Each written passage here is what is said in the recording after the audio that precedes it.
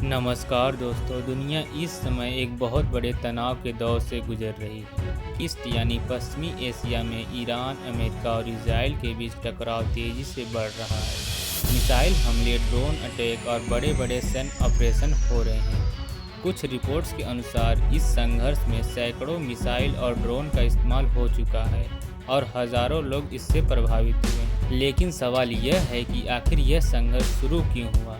America और Israel Iran से क्यों लड़ रहे हैं और क्या यह संघर्ष तीसरे विश्व युद्ध की शुरुआत बन सकता है? आज के इस वीडियो में हम इसी पूरे मुद्दे को आसान भाषा में समझेंगे। अगर इतिहास देखें तो कभी ईरान और इजराइल के रिश्ते इतने खराब नहीं थे। 1979 की ईरानी इस्लामिक क्रांति के बाद हालात बदल गए। क्रांति के बाद ईरान में नई सरकार आई जिसने अमेरिका और इजराइल को अपना सबसे बड़ा दुश्मन घोषित कर दिया। इसके बाद से ईरान ने कई ऐसे समूहों को समर्थन दिया जो इजराइल के खिलाफ हैं। इजराइल को डर है कि ईरान न्यूक्लियर हथियार बना सकता है और दोनों देशों के बीच लगातार तनाव बना हुआ है। आइए बात करते हैं अमेरिका इस संघर्ष में क्यों शामिल है। अमेरिका लंबे समय से इजराइल का सबसे बड़ा सहयोगी रहा है। जब भी इजराइल को खतरा होता है, अमेरिका अक्सर उसका समर्थन करता है। दूसरी तरफ अमेरिका और ईरान के रिश्ते भी बहुत खराब है। कारण ईरान का न्यूक्लियर प्रोग्राम।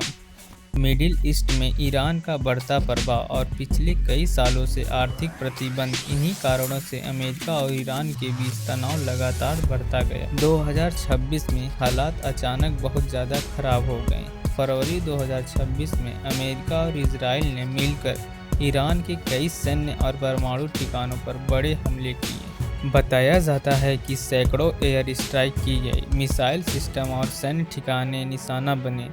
ईरान के कई बड़े नेता भी इस हमले में मारे गए। इसके जवाब में ईरान ने भी इजराइल पर मिसाइल हमले किए, अमेरिका के सैन्य ठिकानों को निशाना बनाया और पूरे मिडिल ईस्ट में तनाव बढ़ गया। इस संघर्ष की सबसे खतरनाक बात है मिसाइल और ड्रोन का भारी इस्तेमाल। रिपोर्ट्स के अनुसार ईरान ने सैकड़ों मिसाइल और 500 से ज़्यादा ड्रोन इजराइल की तरफ भेजे। हालांकि इजराइल के पास आयरन डोम जैसे आधुनिक रक्षा सिस्टम हैं, कई मिसाइलों को हवा में ही नष्ट कर देते हैं। इसके बावजूद भी कई जगहों पर नुकसान हुए। दूसरे देश भी शामिल हो रहे हैं। यह संघर्ष अब सिर्फ 3 देशों तक सीमित नहीं रहा।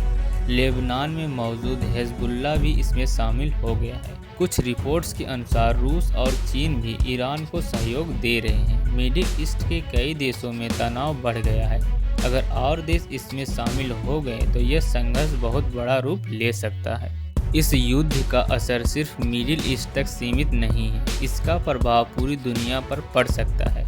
जैसे तेल की कीमत बढ़ सकती है, अंतर्राष्ट्रीय व्यापार प्रभावित हो सकता है, वैश्विक अर्थव्यवस्था पर असर पड़ सकता है क्योंकि दुनिया का बड़ा तेल व्यापार हॉर्मुज स्ट्रेट से होकर गुजरता है। अगर वहां तनाव बढ़ता है तो पूरी दुनिया प्रभावित हो सकती है। बात करते हैं, क्या यह तीसरा विश्व युद्ध हो सकता है? कई लोग पूछ रहे हैं, क्या यह तीसरे विश्व युद्ध की शुरुआत है? अभी ऐसा कहना जल्दबाजी होगा, लेकिन अगर अमेरिका, रूस, चीन और मिडिल ईस्ट के कई देश सीधे युद्ध में उतर जाते हैं तो स्थिति बहुत गंभीर हो सकती है। तो दोस्तों, ईरान, अमेरिका, इजराइल संघर्ष सिर्फ एक क्षेत्रीय युद्ध नहीं है, यह एक ऐसा संकट है जो पूरी दुनिया की राजनीति, अर्थव्यवस्था और सुरक्षा को प्रभावित कर सकता है। अब सबसे बड़ा सवाल यह है कि क्या आने वाले समय में शांति होगी या यह संघर्ष और बढ़ेगा? आपको यह जानकारी कैसी लगी कमेंट करें। अगर वीडियो अच्छा लगा हो तो लाइक ज़रूर करें। चैनल पर नए हैं तो सब्सक्राइब करना न भूलें। वीडियो देखने के लिए धन्यवाद।